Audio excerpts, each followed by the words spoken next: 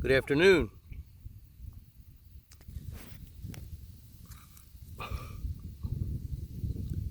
It is September 17th, and my persimmons trees, some of which are quite old, as you can see, are producing fruit now, and they fall down. This is an American persimmons, one I highly recommend. It's called Meter. And the way you pick these, believe it or not, is the wind will, when they're ripe, they'll fall. The gentle wind or a stronger wind will knock them down like little pumpkins that they are. And that means they're perfectly ripe. And there won't be any astringency.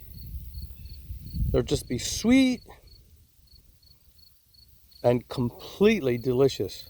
Trust me.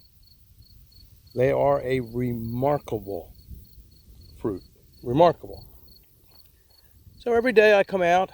I've been picking these for about 2 weeks. And this tree is it's easily over 20, it's well over 20 years old. Let me see if I can get up there. Let's see, take a look at these. I want to encourage my fig friends out there to try a persimmons tree because they are a remarkable fruit. Sincerely, let's see, let's get a little close up here. Some of these fruits I can't quite see with the glare if I'm getting that for you, but you can pick them from the tree if you like. Let's see here. Oh wow, let's see, you can pick them from the tree if you like, or you can let them ripen completely and just fall off. It's perfectly normal. It's how I do it. Now, you don't do that with the Japanese persimmons because they stick on harder. Let me take a bite of this.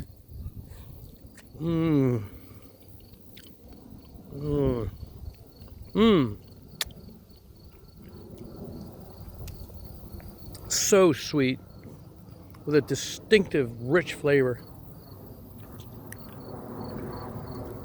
Here's another tree. It's laden with fruit. These trees, look at the size of this tree. I mean, it's 25 foot easily. I'm not exaggerating. It's very, very huge. Many of these trees are old. I have some male trees for pollination. The American persimmons requires pollination. If there's a persimmons within a half a mile, it will do it. Look at that, isn't that beautiful? Let's see if I can zoom up there. It's so pretty. Look at that. What a lovely day, too. September 17th. I mean, you let them fall down and they never spoil. And you pick them up. You pick them up. And bring them in the house. You can wash them off if you like. This is another tree. It needs watering. I've had some difficulty watering this year. I've never seen a drier year. Here you might be interested in these are 20-year-old pawpaw trees. I have 2 of them. They're very slow grower. And you can see that they're very big for pawpaw. Here they are. You can see that.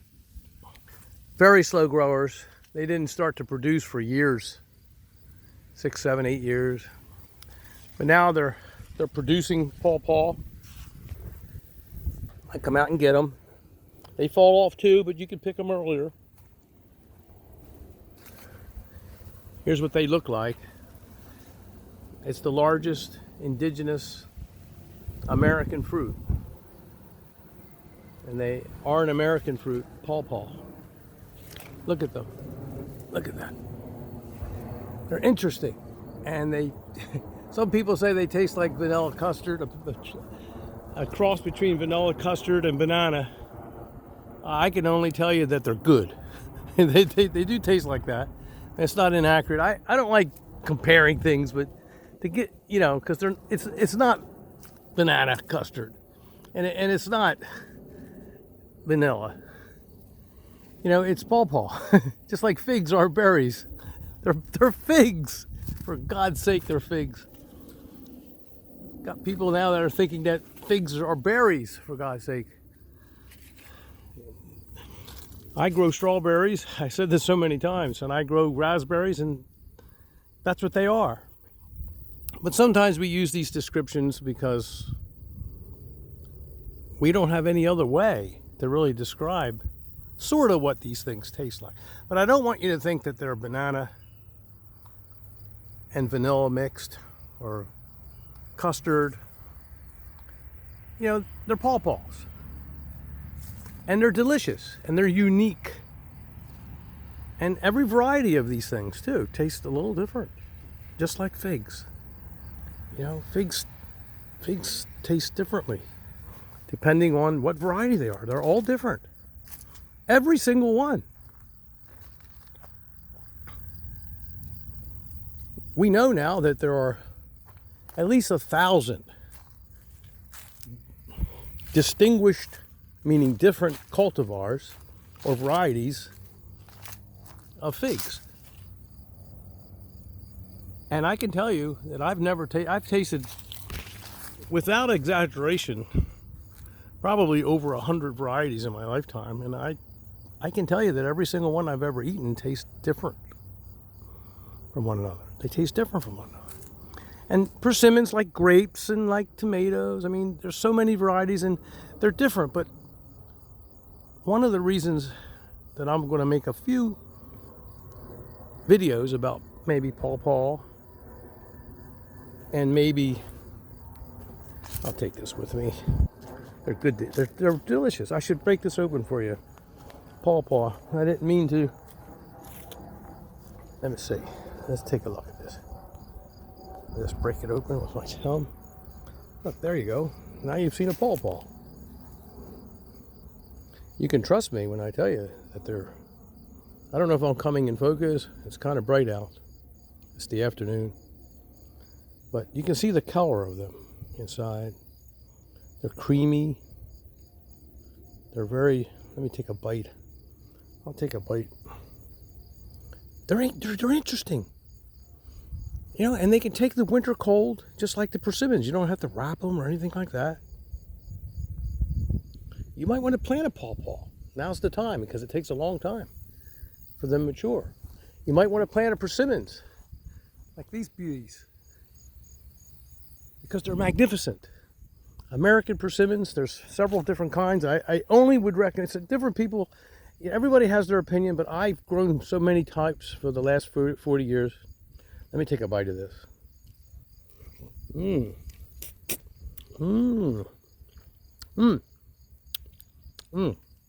Wow, they have very big seeds. See that? There, look at that. Big seeds, which you can plant in the ground. They are good. Let me put this down. I don't want to make a real long video. But I like meter.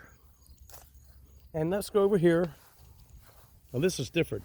This is a Japanese. This is a blend. I've talked about this. This is Nikita's Gift. Nikita's Gift. It's a blend between an American. There are only 2 blends that were successful. And it was done in the Ukraine when it was the Soviet Union. They call it Russia, whatever. Bottom line, there's only 2 successful crosses between an American persimmons and a Japanese persimmons. And this is one of them. Rosiankin is the other. I have that too. I don't know if I'll have time to walk over there, but it's going to fruit. But look at, these are Nikita's Gift. They're not quite right. They have to get they're ripening. You can see the color on them, they're ripening. They are one of the most extraordinary fruits I've ever eaten, and I highly, highly, highly, highly, highly recommend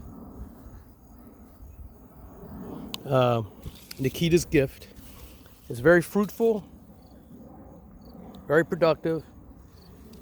They come a little later than the American Persimmons, but they're very, very, very, very delicious. There we go. You can get a scale of that tree. Just how large that persimmons tree is.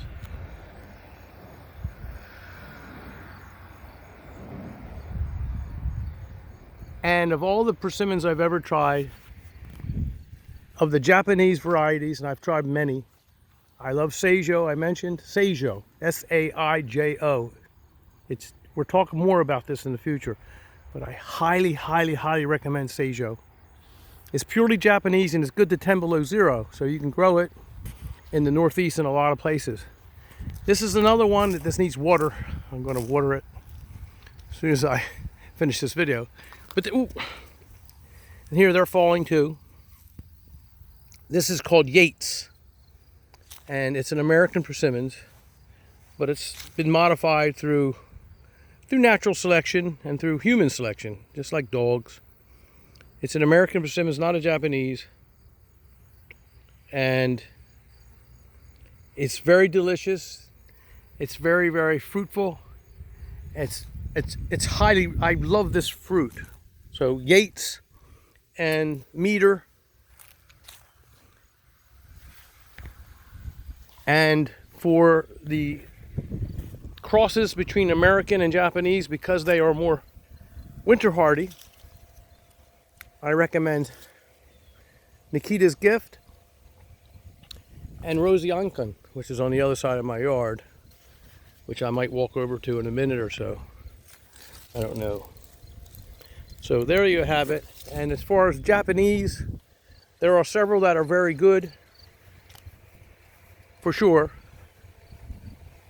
But you've got to watch it because they can't take the cold as well as we like here in New Jersey or Pennsylvania, Maryland, Virginia.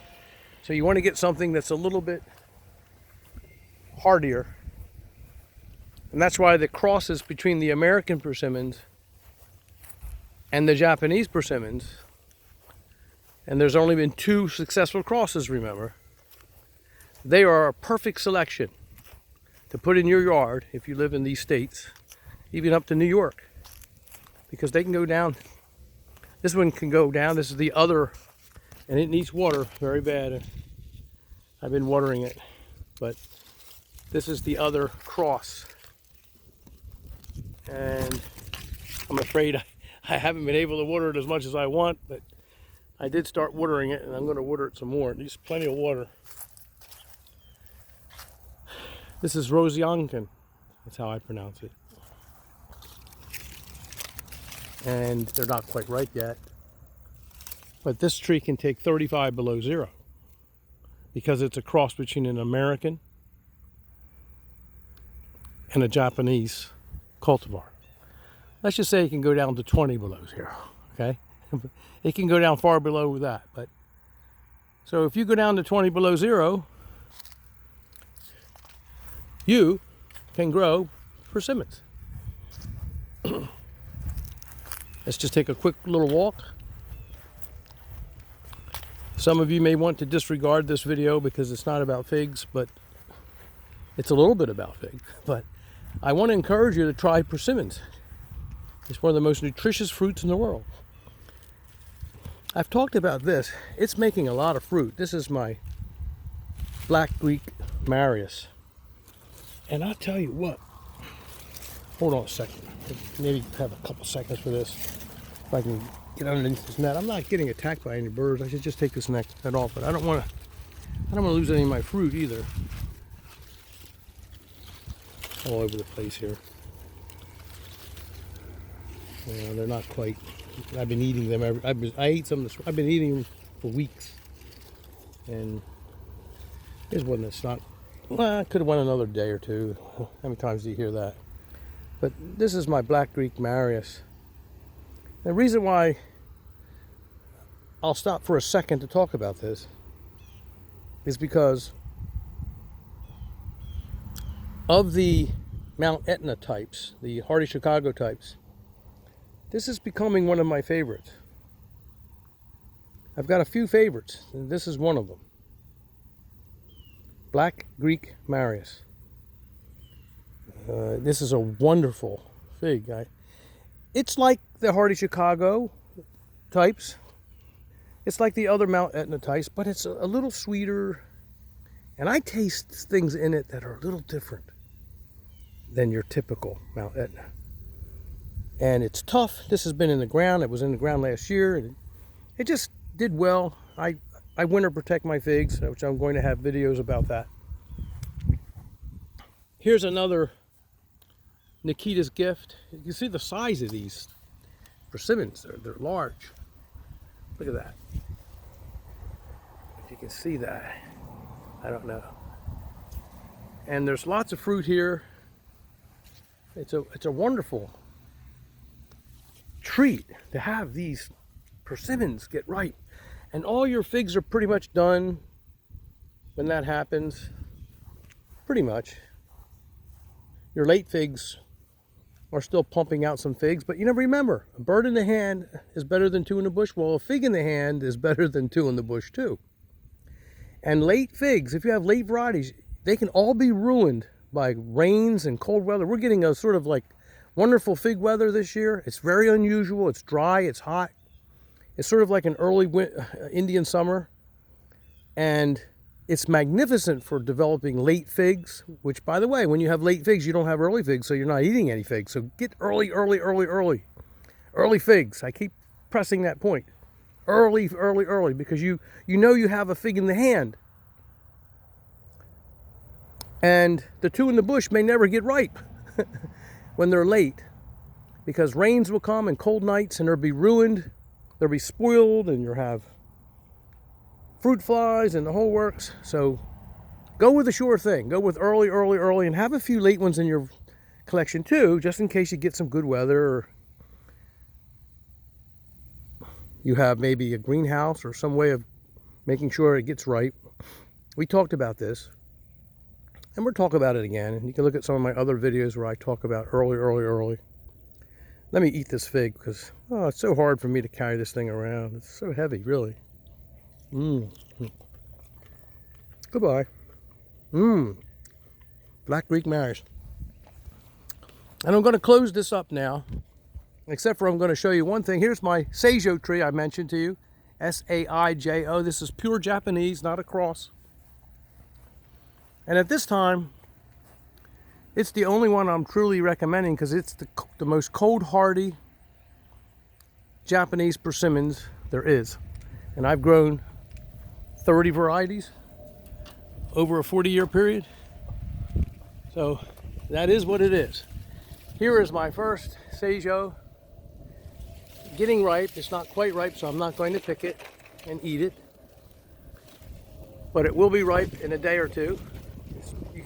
Now you've seen your first Seijo, maybe. What a beautiful, beautiful persimmons it is. Look at that. It's beautiful. I wanted you to see this. I want to share this information with you. You can see how fruitful it is. This tree is 20 feet, 25 foot easily. It's huge. And it's disease resistant. Produces a ton of fruit.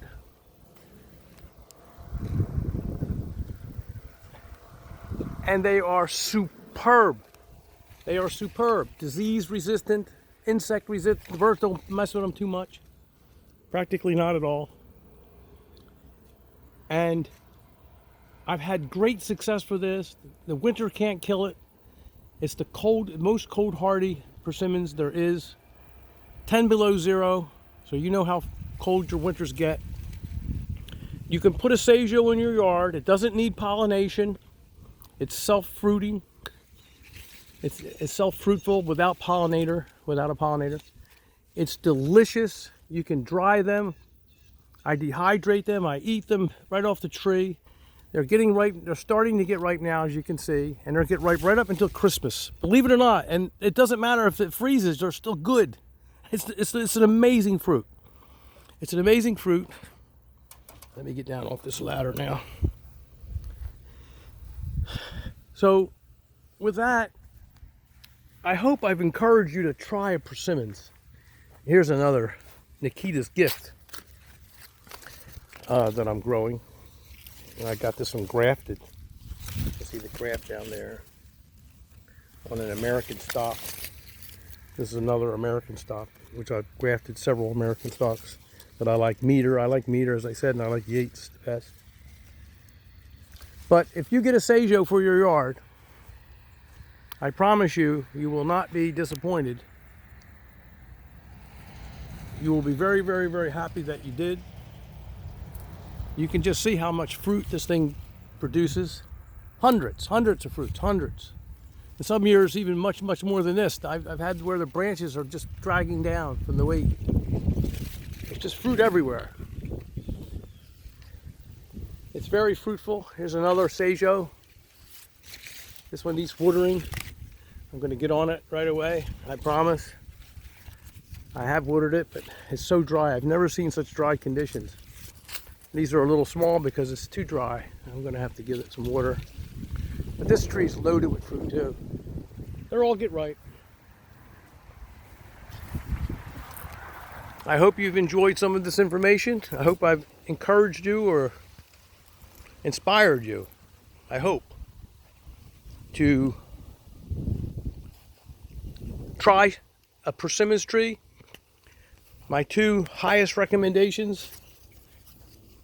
Here's my little babies, some of my fig babies, I call them. A bunch of good varieties. My two highest recommendations in the persimmons, if it were me, based on the knowledge that I have and the experience, and of course, it's my opinion. Not everyone would probably agree with me. Oh, another fig to eat. Oh, look at that. Another Teramo unknown. It just never stops producing fruit. I've talked about this fig over and over. Highly recommended. Teramo unknown. Oh, this job about eating figs. I don't know. I don't know how much longer I can take this. Yeah, let me just get it over with. That is so good. God, I love figs. The two recommended varieties that I most highly recommend is Nikita's Gift and Seijo. Give persimmons a try. Thank you for visiting. Good day.